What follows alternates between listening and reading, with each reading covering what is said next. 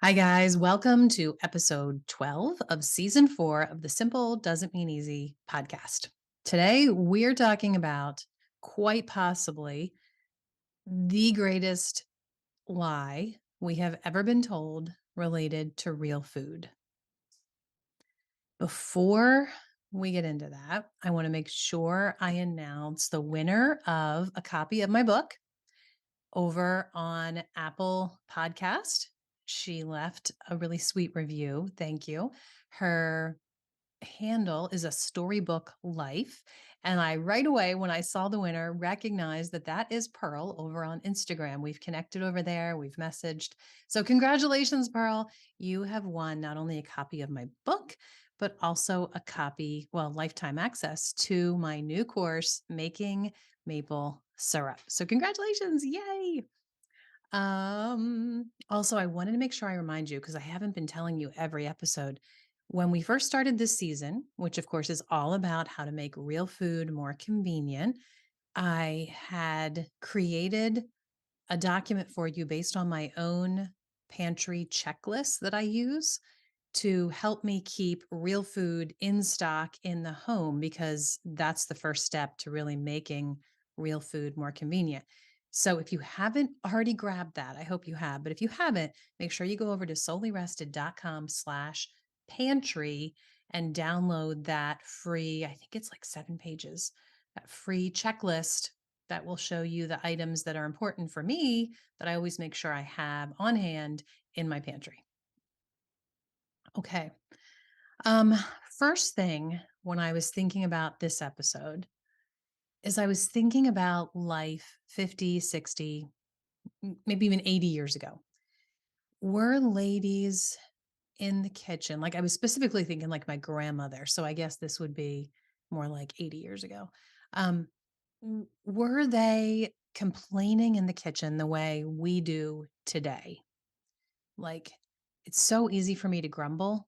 It's so easy if I spend 45 minutes on something and then somebody complains or says it doesn't taste right. Like, of course, I just start to grumble. Like, do you have any idea, like, what I invested into this for you? Can you just like find something in it you like and be happy? But I was wondering, did my grandmother get cranky like that over, I don't know, kitchen mess ups or not having the right ingredients. And I'm not saying that she didn't, but my guess is 80 years ago, women, especially ones like my grandmother who lived in the rural areas of the country, were probably much more thankful than we are today. And this is getting into that biggest lie. Um, I think it's twofold why we are less grateful today for real food than we were decades ago. First of all, I think it's simply that farmers who lived in the country were worried from month to month if their flour would last or if they'd have the things on hand that they needed or if their items that they preserved from the previous summer would last until they had a new harvest this summer. Like these were genuine concerns.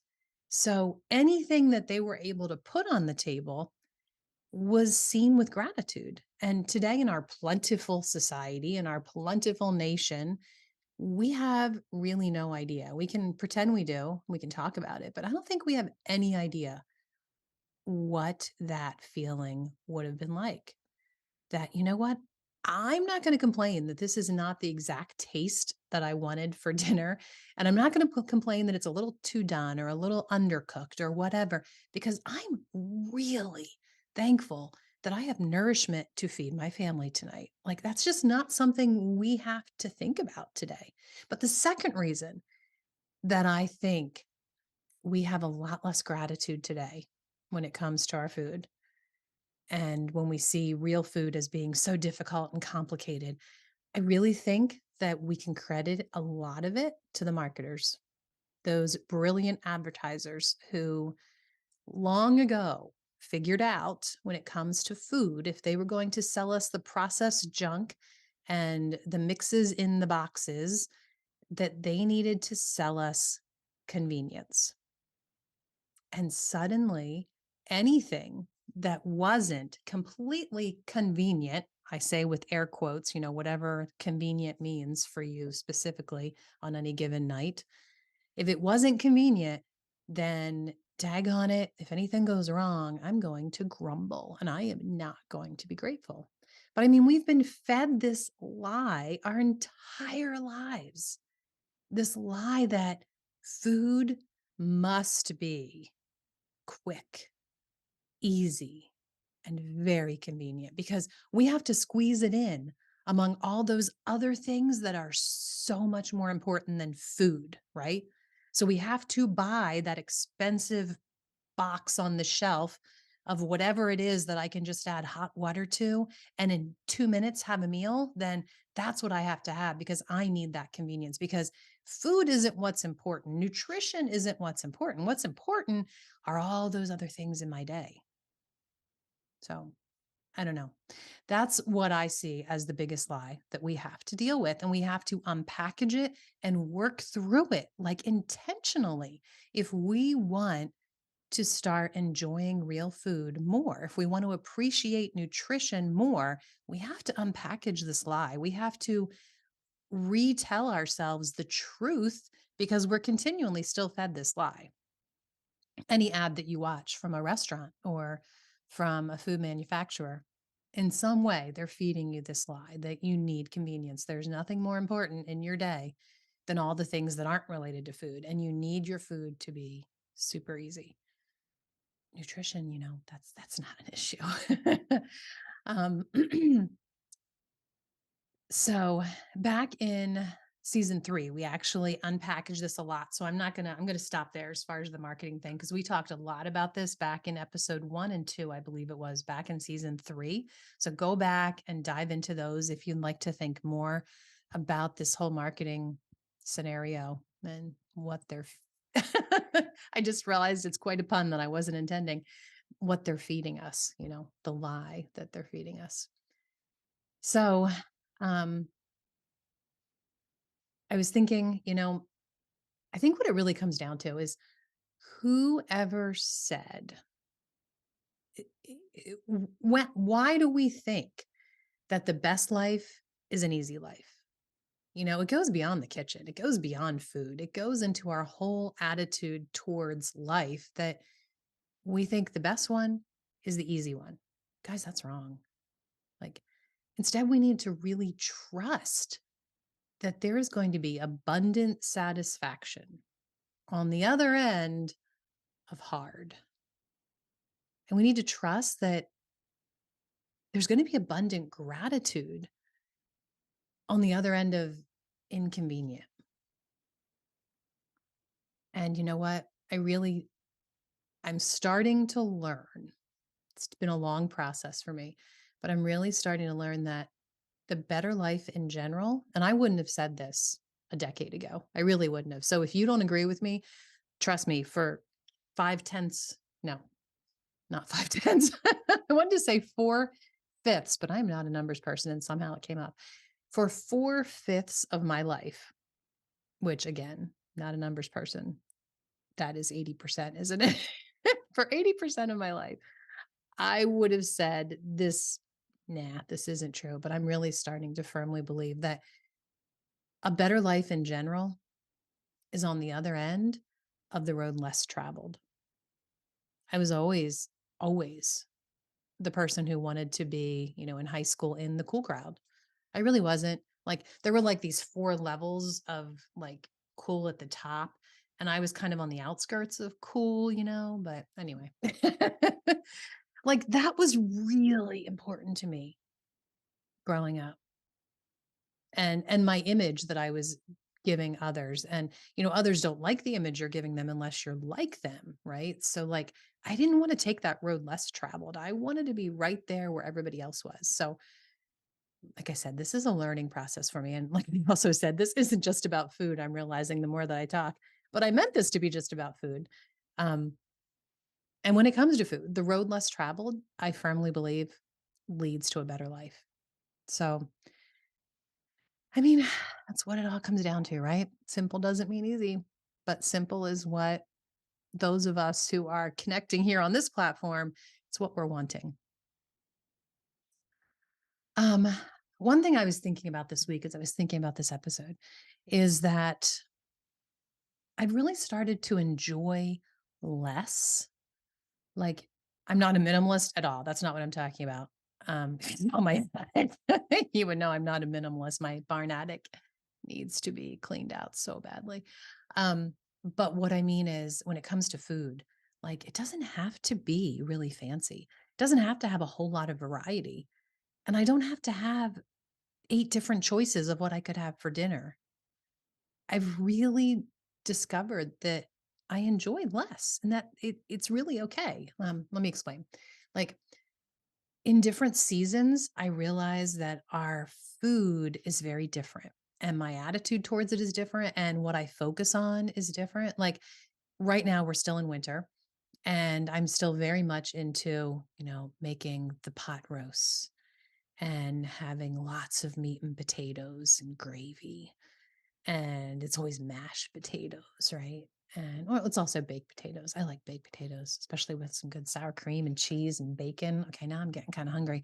Um, but I enjoy making food more because I feel like you kind of have just more time. The days are shorter, the nights are longer and darker, and why not spend more time in the kitchen? And we all just crave the heartier food, I feel like. And hot chocolate. Like I get my adaptogens in my hot chocolate and I have a cup daily. And I'm trying to think. Oh, baking. I do a lot more baking. Make a lot more bread. I mean, every single week, sometimes twice a week, I'm making 2 loaves of bread, and it's just Bill and I. We do like bread. We don't always eat all of that. I will also slice it, and then we'll have extra if we have company for dinner or whatever, but we eat a lot of bread in the winter. As soon as spring hits, we don't have a craving for all that heavier food, and I just don't have the time to make it, honestly. For baking, I've really been into rye cookies using fresh milled rye flour. So, so good. And I will often put aside some of that and freeze it. And I'll freeze it in a portion that's just right for a small cast iron, like a single serving cast iron pan, those little skillets. And I'll put that single serving giant cookie on my cast iron pan and then put a little bit of fresh made maple ice cream on top. Ice cream is something that is usually a summer thing that we do like a lot of that in the winter too. I mean, I kind of like ice cream anytime, really. Okay, so that's like the way food looks in the winter for me, right? But then spring, it's coming soon. And in fact, I just got in the mail yesterday something I'm really excited about. I haven't even shared it over on Instagram yet, but I will soon. A new sprouting setup that I'm really excited about. But springtime, I really start craving sprouts.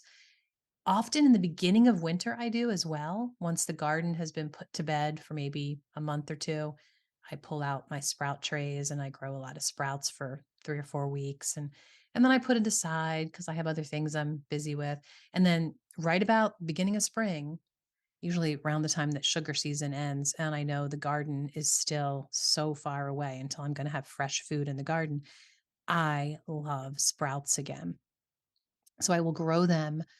It only takes about 3 to 5 days, depending on what you're growing from beginning till ready to eat. So it's a really simple, easy way to have fresh food growing in your kitchen any time of the year. So there are certain times of the year that I really, really crave that. And that time is coming up pretty soon.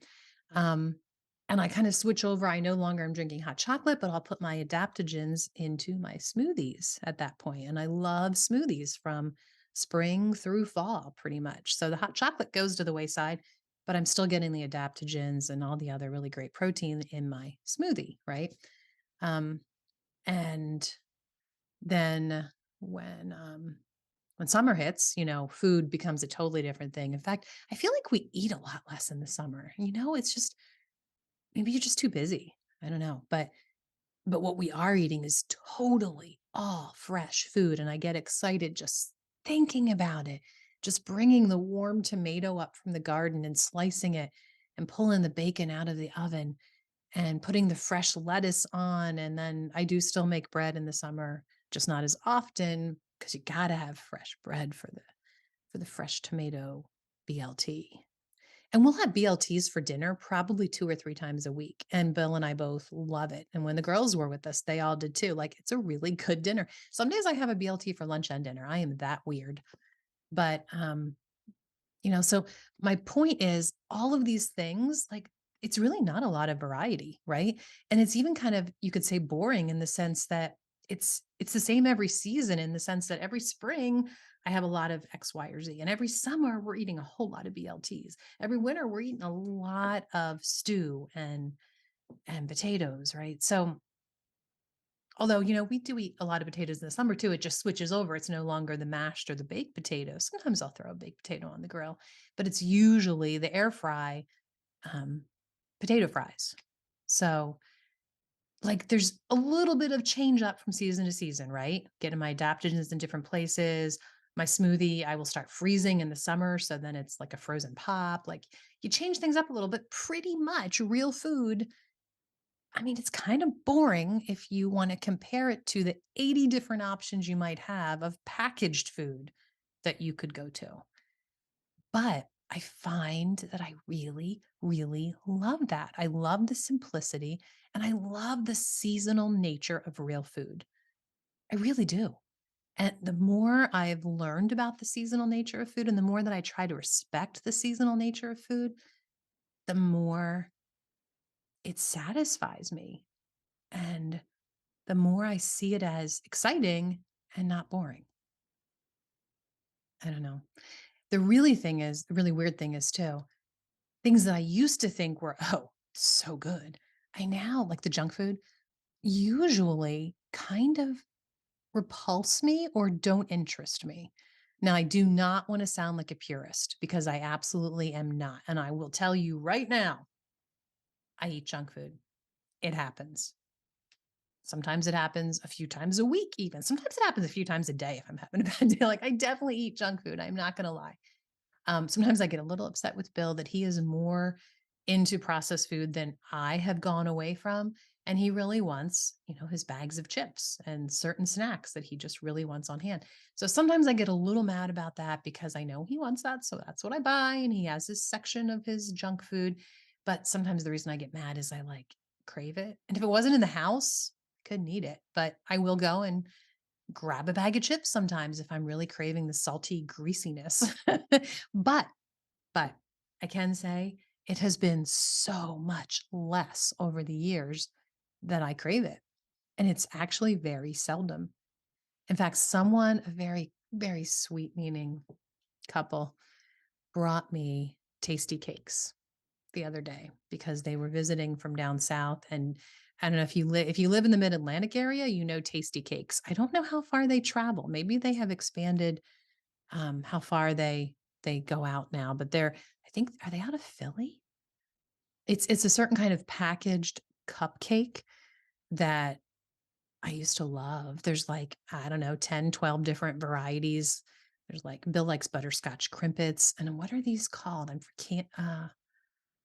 I'm forgetting what they're called now. The ones that I used to love. They're a chocolate cake with a little bit of white icing and then a hard chocolate covering around it. Well, this friend knew that I used to love that, and they knew that I can't get tasty cakes up here in New England now where we've lived for 5 years. So they brought them to me. And it took everything in me to act excited because I thought it was so sweet and I certainly didn't want them to think I didn't appreciate it. But I saw them and I was just like, I don't know what I'm going to do with them because I don't want them and Bill doesn't eat chocolate. Like, so a lot of things like that I would have went crazy over and craved, and I just not into it anymore. So I guess my point is the more that we realize that we need to change the narrative, we need to not believe the lie that food has to be convenient and packaged and right there in our hand with those delicious tastes that we can't create from real food. I mean, you cannot create that tasty cake taste from a real cupcake. It's different. You can't. Um, as soon as we change that narrative in our brain, though, and we start reworking through it, okay, I shouldn't say as soon as, because it takes a long time. Years of working through that and changing the narrative in your brain and changing your palate because of what you're eating on a regular basis. Suddenly that other stuff, that junk stuff, that processed stuff, it actually is genuinely less appealing. And I think that is an amazing, wonderful thing. I think part of it too isn't just the changing the narrative idea, but it's um, your palate starts to appreciate the real flavor of real food when you're not filling it with the chemicals and the processed sugars and the refined flours and all of the bad fats.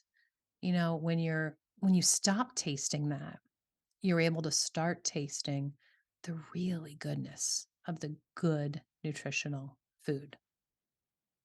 I don't think that sentence was grammatically correct, but I think you know what I mean. So two thoughts about this. Um,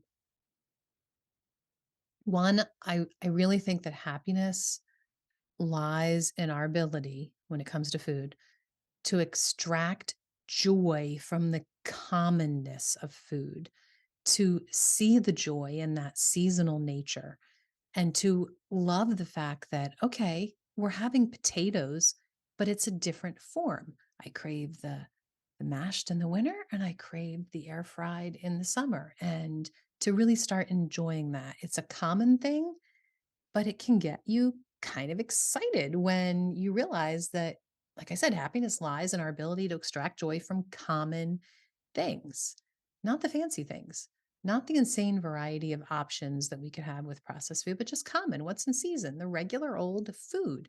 When you start realizing that, it really does bring you joy. And second of all, there's a little story behind this one.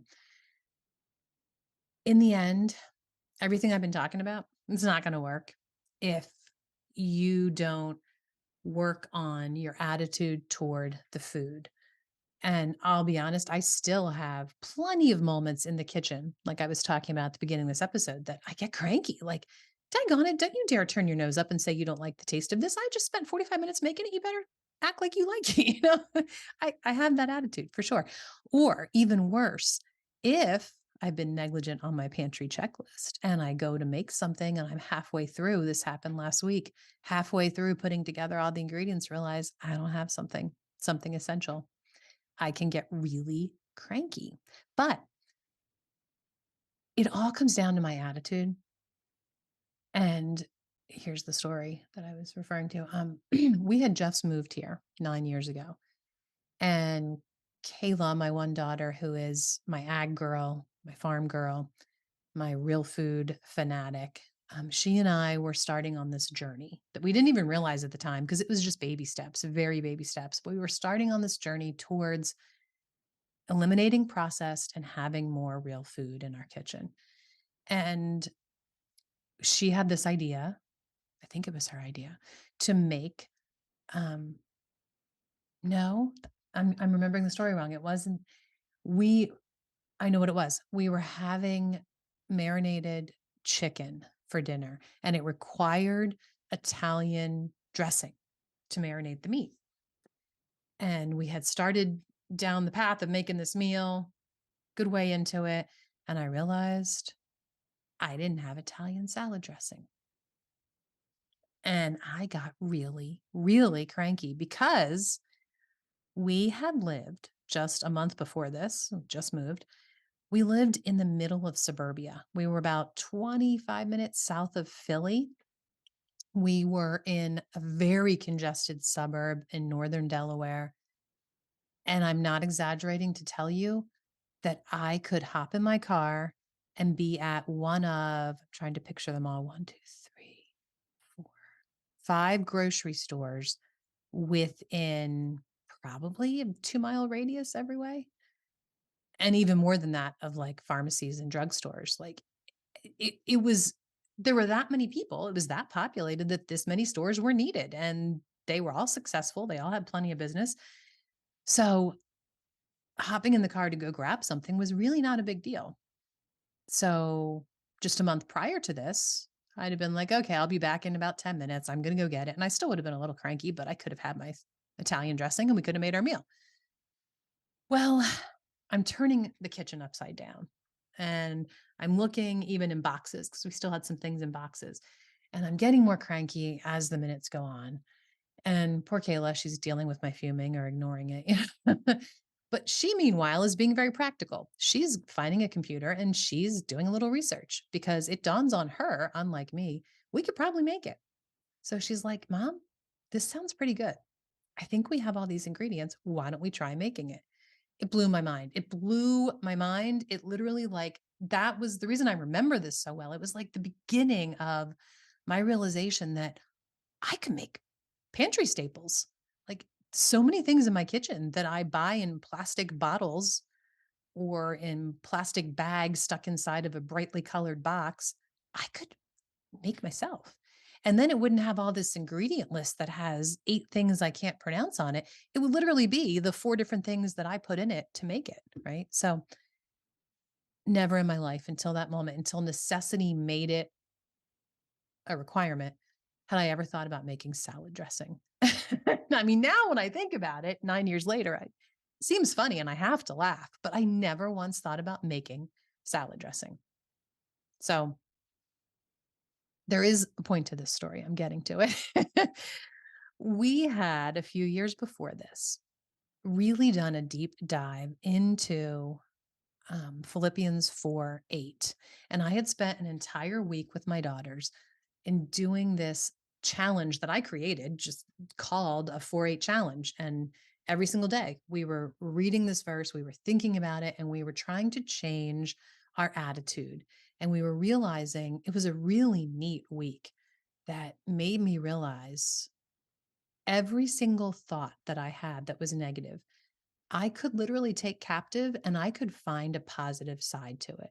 Every situation that I was in, no matter how bad, no matter how difficult, there was absolutely something positive. And if I could focus on that something positive, it could literally change my day, change my life. It's life altering to really realize. So, well, the verse, you know what? I'm going to actually read it. I have it right here because my daughters all could tell it to you by heart. They're great at memorization. I'm not as great. And I always wind up forgetting one or two of these adjectives. So I don't forget any. Whatever is true, whatever is noble, whatever is right, whatever is pure, whatever is lovely, whatever is admirable, if anything is excellent or praiseworthy, think about such things. So don't think about the fact that it's 18-mile drive to the nearest stoplight, which is then another 3 miles from the nearest store. Don't think about the fact that it's going to take me longer now to make this meal because I have to stop and make my salad dressing. Instead, focus on the truth. Wow, it feels really good to know that I have these ingredients that I can put together and I know exactly what's in my dressing. Or focus on what is lovely about the situation. Oh, this gives me more time to create something with Kayla and to work together on this little mini project, et cetera. I could go on and on, but if you have a 4-8 attitude, and even if you are not a Christian, even if, the Bible is not your source of daily wellspring of life like it is for myself,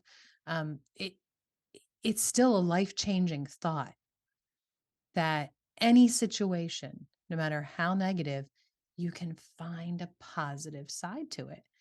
And it makes things so much better. And you know what? It's the same thing with real food.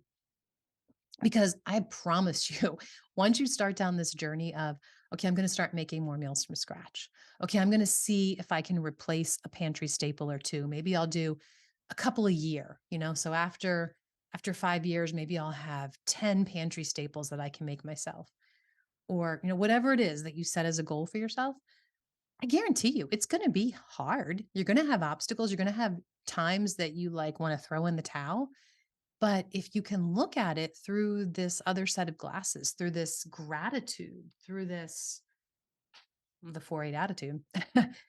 And by the way, 4-8, maybe I should have said in the beginning, that's because it's chapter 4, verse 8. So it would be 4:8 attitude. Anyway, um, it really makes all the stuff we're talking about today with overcoming the lies and changing the narrative about real food, it makes it a whole lot easier if you guard your attitude towards it, and if you make you make a conscious decision to have a positive, thankful, grateful attitude towards the whole process because it's worth it. Trust me, it really, really is. It's taken us 9 years to get to the point where we are. And I still have a long ways to go. Like I said, I still have junk food like right over there in the corner of the kitchen. But wow, when I think back to just a few years ago and what I'm doing better and differently now, it gets me really excited. And on top of that, I just feel so much better, have more energy. It's a really good place to be. So trust me, it's worth it to really work hard at being grateful, even though it's not necessarily the easiest thing to do. Okay. What else do I want to tell you? Oh, I want to tell you about two different um signs. I have this piece of paper in my office that I printed out long ago that hung in our schoolroom right by the girls' clipboards. They had clipboards that they kept track of their daily things they had to do for school. And this sign was right by that. Now it's just in my office right over the door. So as I'm exiting my office, I will stop and notice this sign every once in a while. It's a quote from Oswald Chambers, and it says, "What we call the process, God calls the end." And I think about that in a lot of different areas of my life, but I think it applies to the kitchen too. We call it the process that, oh, I'm working through this and it's taken me 9 years and it's been hard. And I've had a lot of burnt meals and a lot of problems along the way and missing ingredients and messed up things. But you know what? All of that was the end that I'm working towards. Like I'm in the midst of exactly what I'm working towards. And I'm grateful for it, and it's been a really fun experience. So I hope that makes sense. I'm not sure if I conveyed my thoughts well, but hopefully that makes sense. And then the other sign is on our front door. We live in a really old farmhouse. Bill's never been crazy about this sign. I think he sees it as ironic, but it's just simple twigs that are formed in a star. I think it was probably supposed to be a Christmas decoration, honestly, but I love it. And it doesn't necessarily look Christmassy, it looks folk art kind of. And in the middle of the star, there's this oval wooden kind of plaque, and it just has one word on it. It says simplify. And I really like that as I'm stepping through the threshold into home, I'm like taking a breath and I'm reminding myself, I need to simplify. I need to not be so stressed. I need to leave the stress of whatever I was just doing behind and simplify and think about what's truly important in my home, in my relationship with my family, in my day. Um, so I'm nowhere near self sufficient. In fact, you know what? I don't think that's a reality. And I don't think it was meant to be. I don't think we were ever meant to be totally self sufficient. As people, we were built to be relational. We're happier when we are in relations and we're meant to work together. No man's an island. We all have different talents, different abilities. We're meant to work together. So I really believe we're supposed to be in community and never be able to be off grid, disconnected from the world in every way, and totally able to provide everything that we need to survive. Um, I think when you really look closely at the people who feel they're self sufficient and you really analyze everything, there's something. It might be something little, it might not be much, but there's something that they need others for, whether it's someone to replace their solar panel or someone to buy their barrel from that they need to put to collect their rainwater or, whatever. Um, so I just went on a tangent. Basically, I was going to say that I'm not self-sufficient, but I do believe in little small ways, one step at a time, I can learn a new skill. I can learn a new recipe. I can learn to mill fresh flour. I can learn to make my own kombucha so I don't have to buy it at the store. I can learn to make my own sugar so I don't have to buy that at the store and I don't have to buy refined sugar that has chemicals in it. And then we all learn our different things. We all help each other. But in the end, we can rely on each other. Like maybe you grow the wheat, right? And then I mill it for both of us. Or, maybe I have all the trees, but don't have the time to tap. So you tap the trees and we share the syrup or whatever. Like in a world, if all the systems that we rely on do completely crash, I don't think there's any other way we can survive. I do not think there's any way any of us could keep surviving on any long-term basis as islands. I think we need each other.